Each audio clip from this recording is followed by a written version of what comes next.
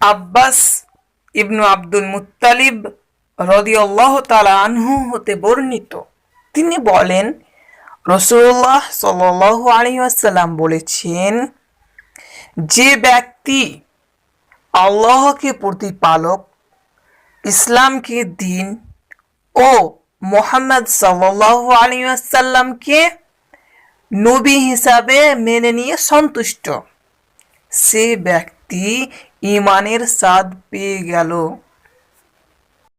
Mishkat 9, সহিহ মুসলিম 34, তিরমিজি 2623।